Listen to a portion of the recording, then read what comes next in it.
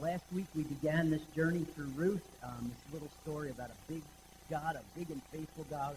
And this story of Ruth, it takes place, again, just to give you a little background so we know where we are. It takes place during the time of the Judges. If you remember the Judges, the time of the Judges was a time in the history of Israel after they had gotten back from Egypt, slavery in Egypt, and God finally leads them into the Promised Land. And after the death of Joshua, it was a time before Israel had kings, and it was a time where Israel struggled in remaining faithful to God, more often than not doing what was right in their own eyes. We see that over and over again in the book of Judges. And as a result of their disobedience, God would send judgment and hardship to them. And as Ruth opens, Israel is in the midst of one of these times of God's judgment, as famine comes and affects the entire land of Israel, on the entire Promised Land. And one family that's affected is living down in Judah in the town of Bethlehem. And they see that the famine has been great throughout the entire Promised Land. But they look over to the country right next to them, the country of Moab. That is a pagan nation, and they're no friends of Israel, but they see that the famine hasn't affected Moab. So So there's no mention that this family sought God or is leading or anything like that, but instead they did what was right in their own eyes, and they go off, they leave the Promised Land to go to greener pastures. And they go and settle in this land of Moab. And the misery of the famine and the misery of uprooting your family to go to this land, it begins to compound as things start going wrong when they walk away from God and his land for them. And the father in this family was a man named Elimelech. And this father, when they get to the land of Moab and they settle there, he dies, leaving his wife Naomi a widow to raise two boys, two sons. And they're far from home, and they're all alone here, now without the father, the head of the home.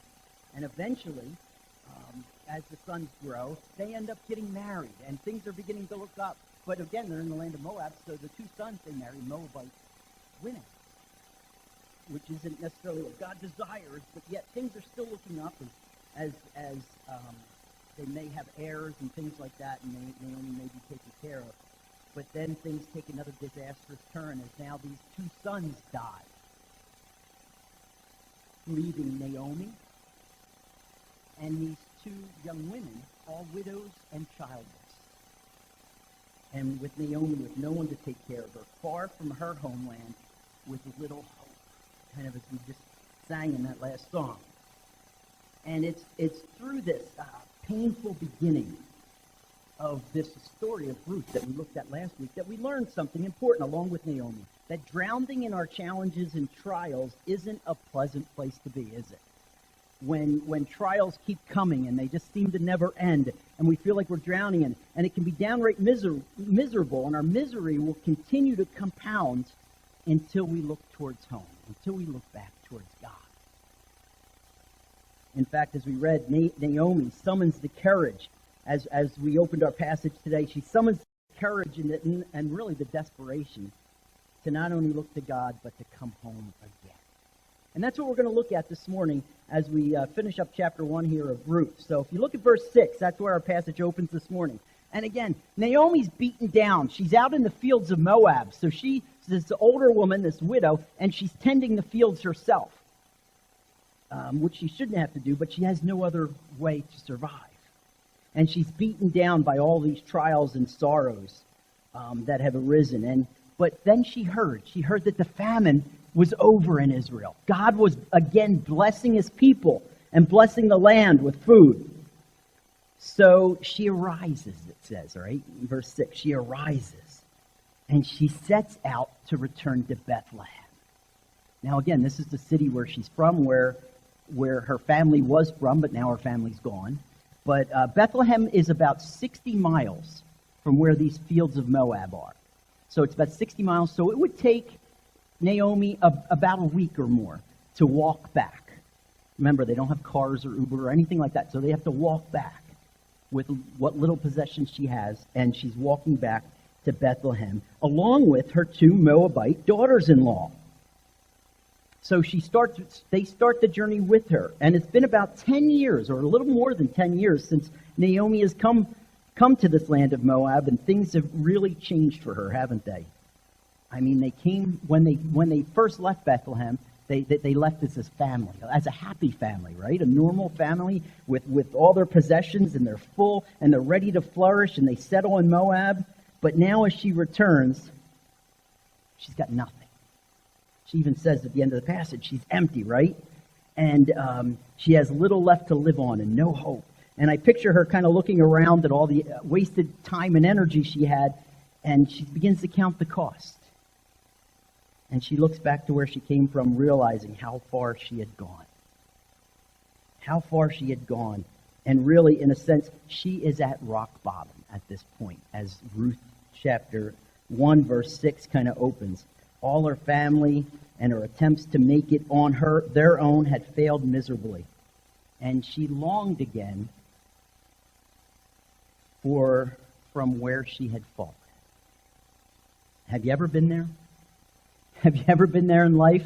You know, we don't have to always just completely walk away from God to be there. I mean, sometimes we do that. Sometimes we walk away from God and we stop trusting Him in everything. We say, I've had it with Him. But sometimes we do this in situations in our life, don't we?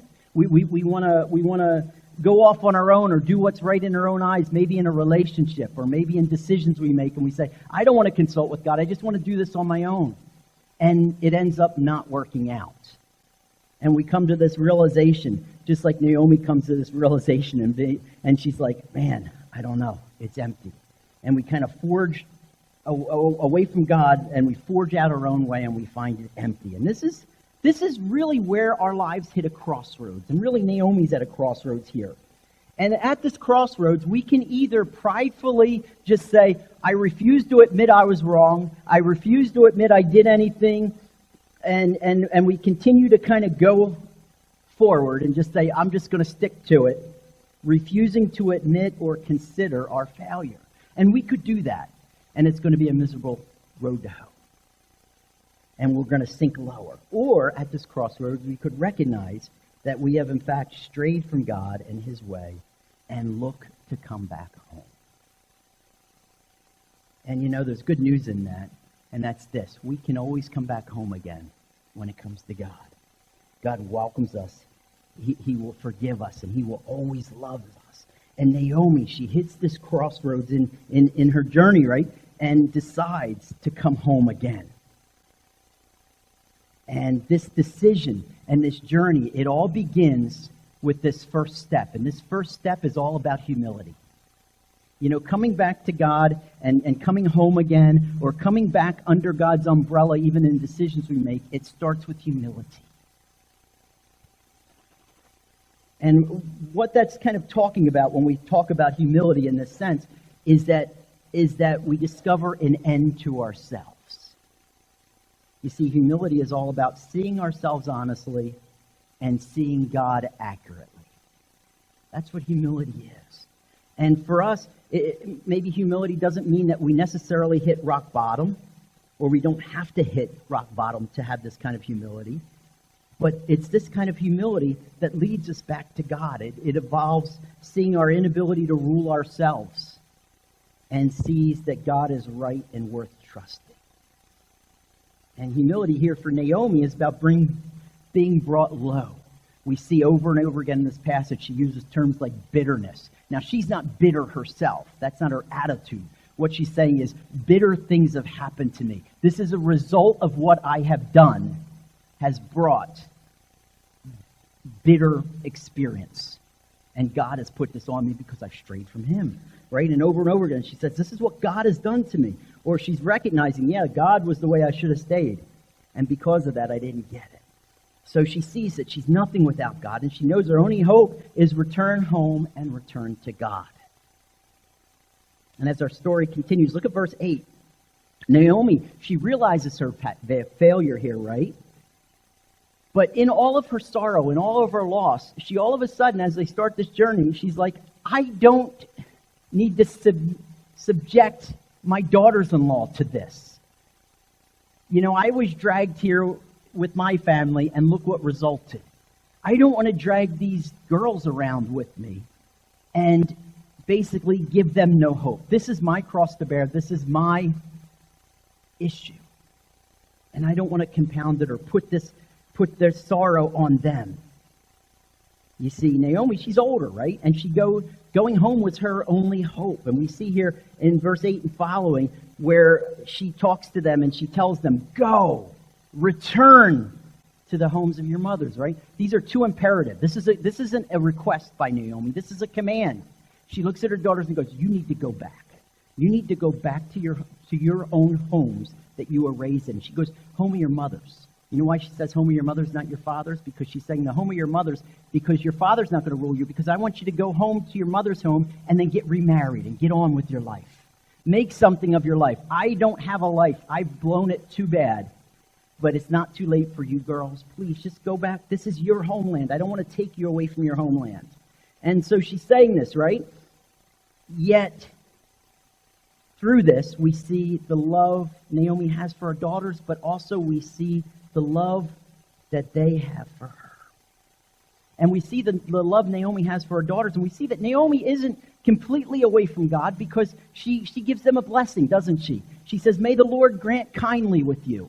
And these kinds of blessings in their culture, the Israelite culture, was something that a man would give. There's no man here, so Naomi takes that role with her daughters-in-law and pronounces a blessing on them, and a pronouncing of her God will bless them. And then we see the impact she has on these daughters, and although she doesn't see it, God is working through her. And her daughters don't want to leave, right? And they don't want to leave Naomi. And they say, no, we want to go with you. So she's made an impact on them for her God that she has. And she's made this impact, and God has worked through her, but Naomi can't see it, so she's like, you guys have to go. And her daughter's like, no, we don't want to go. We love you. Again, Naomi means pleasant. And even in her hardship, her daughters-in-law see this. And so because of all of this, her daughters don't want to leave. But verse 11, look what Naomi says. She says, turn back, my daughters. Why go with me? She implores them, and she says, turn back. You know what? I don't have any sons for you to marry. I'm too old. I'm too old even to get a husband. And even if I were to have a son now, would you wait around till they were old enough to marry you? That would be cruel for me to do that to you. Please. And what she's talking about, again, in that culture, even in the Moabite culture, they got this. When you were a woman, you were married to somebody, and they died, it was the obligation of that person who died's younger brother then to marry you. And we even see this in the New Testament. Remember when Pharisees came to Jesus and say, all right, if a woman has a husband and he dies, and then she marries his brother and he dies, and then she marries the next brother and he dies, whose wife will she be in glory? Right? And they're kind of saying this because there was this line that went down. And that's because this culture still kind of went like that. And the reason why the brother would marry is so that the line of the brother who died when a child was born to that woman would continue on. So it was all about this family lineage would continue through and continue on. And we're going to see this later on in Ruth, so I don't want to go too in-depth to this. But this is what Naomi's talking about. She's saying, I have nothing for you. There's no future for you with me. And you need to go back. And she says, my daughters, verse 13, it is exceedingly bitter to me for your sake that the hand of the Lord has gone out against me. She says, it stinks. It's a bitter pill to swallow. But there's nothing. Just leave me be to go and to carry this alone. And you see kind of the hopelessness with Naomi. And she says, I have but one hope, and that's to go home again. But I don't want you to have to go through this. In verse 14, we see they lifted up their voices and they wept again. They didn't want to go. But then you see one of the daughters-in-law, Orpah. She kisses her mother-in-law and she says, yeah, okay. And maybe it's out of respect for her mother-in-law. She goes, I'm going to go back. You told me to go back, I'll go back. But look, verse 14, it says, but Ruth clung to her. And really what we see with Ruth here is we not only see Ruth with her loyalty to Naomi, but we see through Ruth a picture of Jesus' love for us. Is the type of love that Ruth has for her mother-in-law here. And we're going to start to see that. So I want you to kind of look at it through that picture. So Naomi, again, tells Ruth, she says, look, your sister went back. You need to go back too. And it's here that we see something remarkable. And we just heard it in the song a little bit. But here's what Ruth says. And she makes this beautiful statement of loyalty and love for Naomi. Right, verse 16, she says, don't urge me to leave you or to return from following you. And then she says, Naomi, you may want me to leave, but I'm not going anywhere. Where you go, I will go. Where you lodge, I will lodge. Or where you settle, I will settle. And she says, your people will be my people. Naomi's saying, I may be a Moabitess, but you know what? To be with you, I will become an Israelite. And your God will become my God. Now, by her saying this, we already have an idea. You know what? Naomi's God is already Ruth's God. For her to say this, she's just not picking it out of the air. She already knows about this God of Israel, this one true God. And she says, no, he's my God. And she says, you know what? She will leave everything to remain with Naomi. And it's really a remarkable thing, a beautiful vow. In fact, it's a vow, if you've ever been to a wedding, sometimes they read that at weddings. And sometimes you say, isn't that great? That's great for a husband and wife. And that's great, but look at the context here. It's not a husband and wife. These are two women talking to each other. This is more than just a wedding vow. It's a vow of loyalty and love. It's what we should have for each other. And Ruth then would walk with Naomi back to her land, back to her people, and back to God. And Naomi may have begun thinking she's a victim, right? Thinking she's all alone. But now Ruth comes beside her and vows to be with her. Again, we can always come back to God. With our lives, if we've walked away from Him in our whole life, or even in certain situations, we can always come back to Him. But like Naomi, you know what? Being humble, having that humility, sometimes that isn't enough in and of ourselves to come back. Because you know what happens sometimes? As we start to come back to God and we're humble and we think we're low, because we're also, in humility, we can become broken. And we can start to say, but God will never love me. I can't do this. And we begin to get discouraged. And we begin to think we can't do it and we may want to give up. And this is where Ruth shines. She has no obligation to Naomi, except for she cares for and clings to her. So as we see this, we see that humility isn't always enough. We also need encouragement. We need encouragement to come back to God. We need people that can come alongside of us. And it helps that when we're at our lowest to have someone come alongside of us and walk us back home. And it's a big deal to do this. And you may be here and you say, well, wait a minute, I haven't strayed from God. I'm with God. I don't need to come back. No, but God can use you then to come along someone, maybe that you know who needs to come back. Maybe it's someone you love, or someone in your life, or somebody that you see that wants to come back to God, and they need somebody alongside them to keep them encouraged, to help them to know that Jesus loves them, and that's where hope is found, and to walk alongside them as Naomi is coming back and walking, as Naomi has Ruth to walk with her. And we need that, and we need to be doing that instead of being people who instead sit there and say, yeah, they need to come back, they better get here, and we wait for people to come back to God. And we say, boy, when they get back, they better smarten up, they better come back to church, or they better, straighten up what they're doing.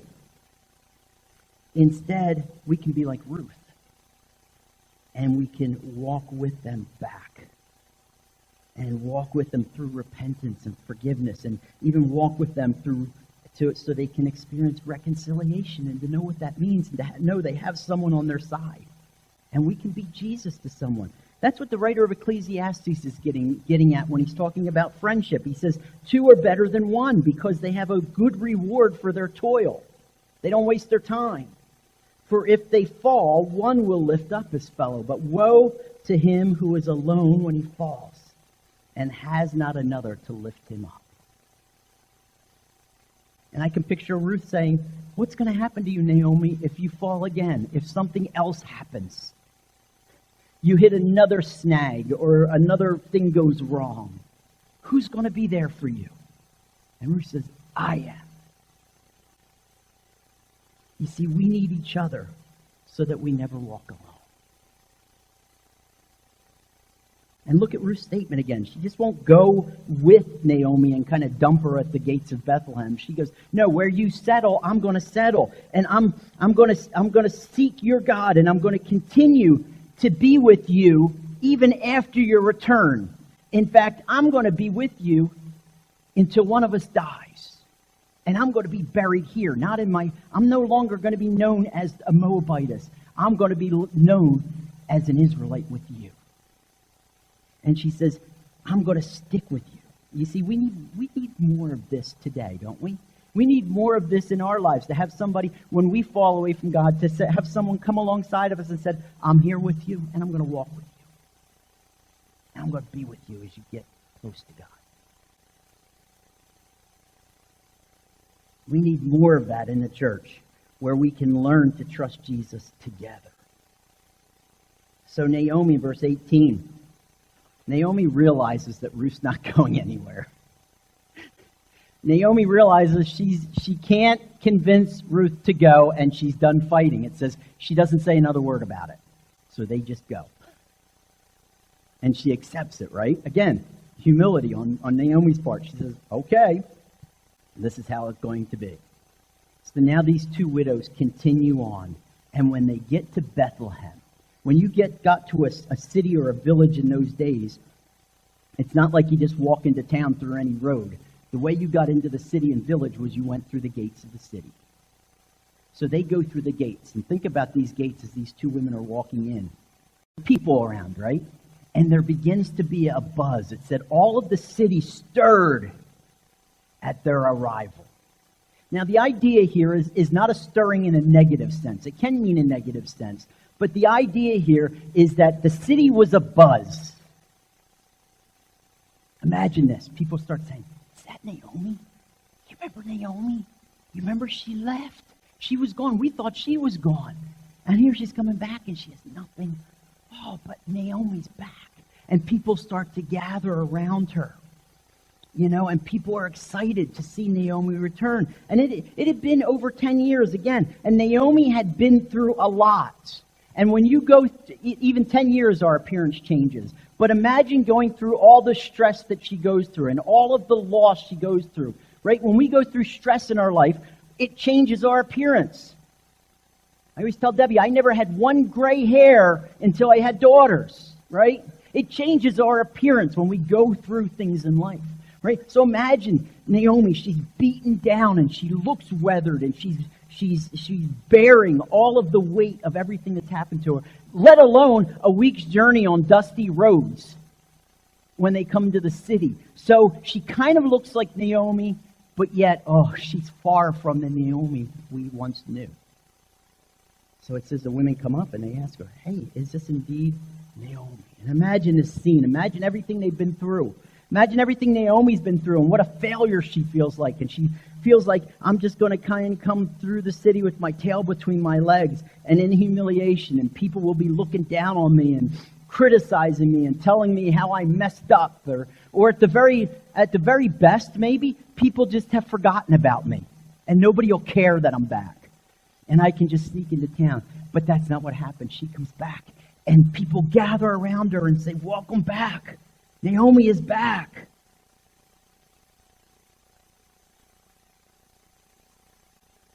You see, in coming back home, especially when we come back home with God, the best thing that we can experience and that we can offer other people is welcome. Do you know that? Coming back to God, this is what we should experience when we come back to God. If we walk away from God or we fall away from God and we fall into sin and God brings us back, He takes us to our lowest And then we say, I need God again. And we come back to God. The worst thing that we can give people is condemnation. When I hear this story of Ruth in this passage, I'm brought into the New Testament, into Luke 15. There's another story that Jesus talks about, the prodigal son. You remember that story? You have a young son who goes off and does what's right in his own eyes and blows through everything God had given him, everything his father had given him. And he blows through it, living like he wanted to. And he hits rock bottom, and he comes home, and he slinks back home, offering to be his dad's servant. And instead his dad says, my son has returned. Yes, he puts on him a robe signifying, you are one again. You are always my child. And has a feast. And this is the kind of welcome we should be giving people instead of the welcome that the prodigal's brother gave him. You remember that welcome? He said, Dad, what are you doing? Why are you accepting this person back? He basically ruined everything you gave him. I sat here and I've been doing everything right. I'm not getting a feast. But yet you're treating him well? And Jesus is saying, that's not the welcome we should have. But sometimes when we come back to God or we come back home, that's the welcome we give people, isn't it? And sometimes we'll say, well, you better straighten up, you better be perfect, you better have all these things together, and you better be sorry, and you better be ready to make amends with everything. And we demand that of people, instead of coming back and saying, you're home. Because here's the truth. It's not always easy to welcome people home or welcome people back to God, or when they come back in our fellowship that have been away or that have fallen back, have strayed, especially because oftentimes when people come back, again, God has broken them. They're not all cleaned up. Think of when we came to Christ. We weren't all cleaned up when we came to Christ, even though He immediately makes us a new creation. And inside our spirit, we are renewed. And He will always see us like that. Our actions don't all change. Our knowledge of who we are in Christ isn't perfect at that point. We grow in that, right? So a lot of times when we first come to Christ, we're still a mess. But we're learning, and we're His. And sometimes when people come back to God, guess what? They're broken. They're not confident. They don't know the truth. They just know they need Jesus, and they need Him back. And look at Ruth's reaction. And that's why we should welcome people back with this. And that's why we should remember how Jesus accepts us. Paul talks in Ephesians, and he says, be kind to one another, tender-hearted, forgiving one another as God in Christ has forgiven you. Remember that. Remember how He's accepted us when we were a dirty kid and when we were broken, and He came back. And that's how we should be looking to others and bring them back before God, especially when God humbles somebody and they're broken, and we return. And a lot of times those people who come back, they need patience and they need care. And look at Ruth's response when she comes back, verse 20. So all these people are so excited she's back, and Naomi goes, why? Don't call me Naomi. Remember, Naomi means pleasant. Don't call me pleasant. Call me Mara, which means bitter. Because God has dealt bitterly with me. I went away full, and now I'm coming back empty. I have nothing. Don't you get it? I'm slinking back here. People are like, no, you're Naomi. And oftentimes, this is what happens when people come back to God, is we don't always see all we have in Christ, even when we come back. And we need to be reminded. And I love when Naomi does this, because she comes back, and remember, she's back with Ruth, her Moabite daughter-in-law, who loves her and who is loyal to her and says, I will stick by you with anything. And Naomi comes back, and they said, Naomi, you're back. She goes, yeah, I know I'm back, and I left with everything. Now I have nothing. Imagine Ruth. Hello? Don't you even see that I'm with you? Again, no, because sometimes when we come back, we don't see it all. And Naomi doesn't even see all that God was with her the whole time, and God was leading her, and God has brought her back, and God has brought her back full because she has Ruth with her. And that's going to be our hope going forward, as we're going to see. But God's also with her because He not only has blessed her and cared for her, but He would continue and give her a future. that was to come, because God's timing is always perfect as well. And he's going to give Ruth even more hope in her return. Look at the end of our passage, verse 22. And I love how this passage ends, because she comes back and she's finally back in her hometown, yet she's still broken. And then there's this little line in here that they came back, and he came back with Ruth. And then the last sentence says, and they came to Bethlehem at the beginning of the barley harvest. I want you to think about this again. Bethlehem means house of bread. So right at the house of bread is the time where they are flourishing the most, where they have the most to offer, where it is prosperous, when they are experiencing all that God has. And this is the time when Naomi comes back. You think it's a coincidence? Do you think God bringing Naomi back at this time is just a coincidence? Or is this God saying, I'm going to bring you back and I'm going to show you who I am for you? And even now when you need me most is just at the right time. God is ready to lift up Naomi and Ruth and show them both that the best place they can ever find themselves is right at home with him. So as we look at this story, and as it starts to take a turn, and now we're starting to see hope, we learn this. With God, we can always come home again. With God, we can always come home with him again. And remember that. And anyone can come to God. So if you're here this morning and maybe you strayed away and maybe you need to come home again, or maybe you've never been there in the first place, this is what God wants. He wants us to find our home in him. It's a place we are always welcome. It's a place where he will always love us and welcome us and forgive and make us new. It's a place we are welcomed.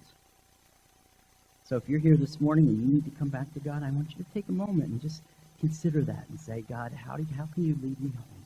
How can I come to you and experience all that you are? And if you're here this morning and you know someone, I want you to pray for them this morning and ask God, how can you use me to come alongside, like Ruth came alongside Naomi, to encourage and to walk with someone so that they can come back to God?